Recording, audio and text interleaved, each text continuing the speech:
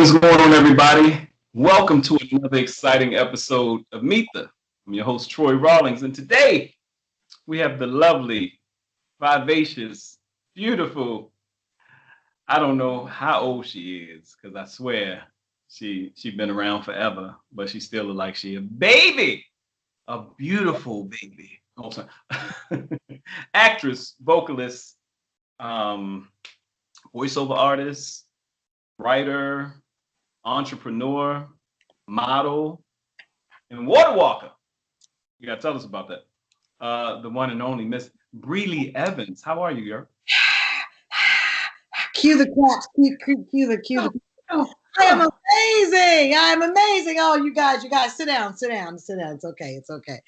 Yeah, I am fantastic. Happy to be here with you. And, I'm so glad that you said something about my age, because my girlfriends were teasing and like, chick, you don't have any gray hair. And I said, just for y'all this week. I see the little you're gonna do that for gray hair neatly combed in place. Yes, I am what you call age fluid, honey. There's a new title in town that's called age fluid, and that would be me. Yes, I rock anywhere from between 25 to 45. What you need to do? You can be the high school hottie. You can still be the high school hottie. Well, then let me take it down to 18. Come on. But she legal, guys. She legal. Really? So what's been going on? All right. I kind of Tarantino the interview a little bit, so I'll be a little bit of all over the place, but I'm going to go all the way back to the beginning. Where are you originally from, B? I am from Oakland, California. Born and raised. I started off at Catholic school, believe it or not. Then I went to high school at a performing arts high school, Skyline High. And after that, my dad made me go to his alma mater for college, which is Cal State Hayward. And just in about my second year, I was like, LA was calling, but I had something else in mind. So I actually left school and went to Cal State LA to finish. But I was seeking the music. It wasn't really about school. Yeah. So your first love, would you say your first love was music versus acting? I would say my first love is music. That is what, if the first thing I knew I wanted to do was be a singer. I grew up in church, so being a part of the church choir and just, what do you want to be when you grow up? A singer. That was my answer. And so I knew it was entertainment, but it's funny how it's coming full circle right now. So, okay, you're in Oakland. I didn't know you were from Oakland. I don't know why I always thought you were from back east. Bay Area. I'm from the Bay, yeah. From the Bay. So you finished college. Did you already start doing event? You were already doing the choir piece. Were you already doing singing events? Did you do any theater in high school, college at all, singing theater? Yeah, but in high school, I did theater classes and acting classes. And I was also, since the age of about 9, I had been in girl groups. So on Saturday mornings, when you would drive down the street and see little girls practicing steps out front, that was me and my friends, So what was the song? Wait. What was the song that y'all had to get down pat? That we were singing? Oh my gosh, we were singing everything. Singing on a regular basis. The one where you got to do your first solo and shake your booty, whatever it was. Shake what you thought you had or what you had. Called we did so many songs, but one that we loved. I have a very deep voice, and so I used to feel ashamed that I couldn't sing soprano like the other girls. And my mom introduced me to a lot of singers who had this contralto voice, and so this Anita Baker Angel was one song, was like, that was my stunner song that I could really sing. So but a lot of Anita Baker songs I remember practicing to as a little girl, trying to come up in this music. So yeah, so I had done a lot of shows and things. I mean, I sang for bar mitzvahs and funerals and weddings, and I was just they love it. It was like, oh, the cute one, come over here. And then I was making money singing a long time ago. So yeah, I had little taffeta dresses my grandmother would make my cousin and I these little pink taffeta dresses. And we would go sing for events, and we were getting paid. We had our little business cards called Studio 2.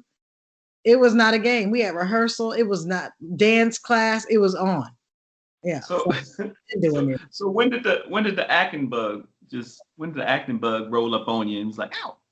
Well, what had happened was hey, somebody just bought my book. Thank you, Lord. Every time you hear that ding, that means someone has just purchased from BrelyEvans.com. Don't be left out. Go now. BrelyEvans.com. Well, I gotta have the thing come across the bottom. Exactly. Ding. I love it. I'll leave it on for that purpose. But anyway, the acting bug. So I was singing around in LA. I graduated college, and my neighbor, a Hispanic guy, was on a McDonald's commercial, and I saw him out, parking his car one day. I waited for him to get out. I said, I saw you on the McDonald's commercial. Oh my God, it was amazing. He was like, yeah, whatever. And you have your own show. This was in 2006. I said, no, I don't know. He said, yeah. I tell everyone I live next door to that famous actress. Said, no. He said, you've never been on TV? No. He said, you know what? I'm about to go to my agent's office. You should ride with me because I totally thought you were an actor. Like, you give me actor vibes. And I was like, what? Took me, literally, I got in the car. He was really a stranger. And went to his agent's office. And this story could have ended a whole nother way. He was like, come on with me. Look, girls. Don't do this. This was in 2006. Maybe things were different then. This ain't the same era. But and he was my neighbor, and he was a Hispanic family, and so you know how it'd be mama, daddy, kids, cousin, uncles. Like, so I was like, it's a lot of people in that house. So if something go down, it's a lot of people. I felt comfortable. We had lived there a couple of years, but anyway. And you just saw McDonald's commercial, so. Yeah, and it was a commercial agent, and she told me, honey, you should have been on TV. You wasted my money and your time. I said, okay. And so with no headshots, no training, she began to send me out to auditions. And on my 10th audition, I booked that infamous Twix commercial. Cue the Twix commercial right here. All y'all fired. My daughter in the corner like, what? Right. I love it. So yeah. What was the Twix? All right, give me the line. Did you have a line in a commercial? I had more. I was the Twix commercial. If you type in YouTube Twix booty on everything I love, that's what. Yes. Twix booty. You will see the commercial. My famous line in that is Pookie Pie. Does my butt look big in these? And he know the right answer to say. So yeah, that thing went internationally, and I got a check for $40,000, and I said, wait a minute. Commercial when the dude start stuffing the Twix in his mouth? Yes, that's the commercial. That was my very first time on television. What? Yes, very first time. I gotta go back. Now I don't feel bad because I usually, really is fun to look at. But yeah. I usually go through. Now I gotta go back and look. I'm like, I know a girl that's in a Twix commercial. Yeah. From almost 15 years ago, B. My life. I can't even begin. This is the longest job I've ever had. I was fired from every other job. Like when people, when you have a regular 9 to 5, but you don't belong there, why do we stay? I could have been on this trek, but I just thought, you're supposed to have a job. You're supposed to, make a check somewhere every week. And I know that there's someone out there listening, watching this interview, and they're probably like, yeah, that's me. I'm always fired, or it never works out. It's because you're not listening to the God inside of you. And you should be following that dream, that passion, that I'm telling you, it'll pay you. But you got to trust it first and trust it wholeheartedly. I dare you to quit your job. My mother said, stop telling people to quit their job. I said, I have to tell them, mommy, because on the other side of that thing is they'll be amazed what God has for them. I was talking to a friend of mine recently, and she said, and not just her, I won't just put it on her because she see this and like, why you always say that? Like they don't know who you are. But I heard somebody else say it. And I said, look, it's like, yeah, I'm just, praying God gives me more faith. I was like, God won't give you more faith. I said, it's like looking at your bicep and saying, "Come on, bicep, grow." You have to exercise your face. Come on, So, bicep, girl. Come so, on, tummy. You know I want a flat stomach, so come on, tummy, so go down. you better leave yourself alone. Okay. Hey, So that's gonna be that's gonna be in the extra cuts. Leave yourself. You alone. fine. Leave it alone. There's some brothers right now like, Right. we don't need no more. We don't need no more flat stomachs unless it's naturally flat. Well, if it's tea, go on, get your tea on. I don't mind it. Yeah. But you said a mouthful.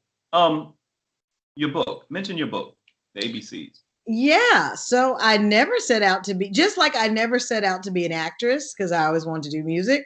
I never set out to be an author. I was doing these IMs personally, and I literally heard God say, "Go live on Instagram." And I was like, "This is between you and me." And he was like, "Go live." I went live, and people were like, "We love these. We want to read them." And I was like, "No, I'm just saying, I am beautiful. I am amazing. I am abundant. I am courageous. I am determined. And I would go through the alphabet. And they were like, where do we read it?" I said, "No, you don't read it. You just repeat after me." They just wouldn't get it.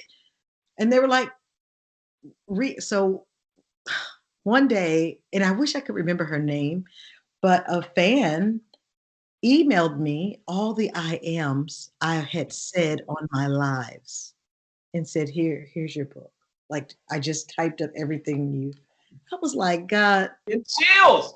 come on, Jesus. Like, really? So she did that. So I created an ebook of it. Okay. Here go an ebook, y'all. People were like, "Thanks for the ebook." And they bought it at $9.99. But they were like, "Thanks for the ebook. We want to hold it." I had an interview on a radio. Don't you love hearing that right now that people still like to hold books? They still like to hold books. And we talked about the ebook. And after that interview, AJ Joyner reached out to me and said, "Hi, I'm a publisher, and I'd like to take your ebook and make it into a hardback." And I said, "Okay." I don't even know what that means. How much does it cost? He's like, "Don't worry about it. Let's go." And so the ABCs of IAMs was born. I have a hardback and a paperback. It has 5 words to each letter in the alphabet because I was like, "God, it's only 26 letters in the alphabet. That's not a book." But he kept downloading words. He kept downloading how-tos. The ABCs of IAMs is because it's for every age level. He said, "You're connecting the babies to the adults, to the PhDs, the JDs, and the REVs. It don't matter. They can everyone started language with an ABC. So you're going to teach them how to speak life, speak prosperity, speak love, speak success into their lives by simply saying, I am blank. Fill in the blank. Whatever you need. I am money. I need money. I am love. I am a hug. I am, whatever you need, speak the I am, because the I am is like the greatest sentence you'll ever say in your life.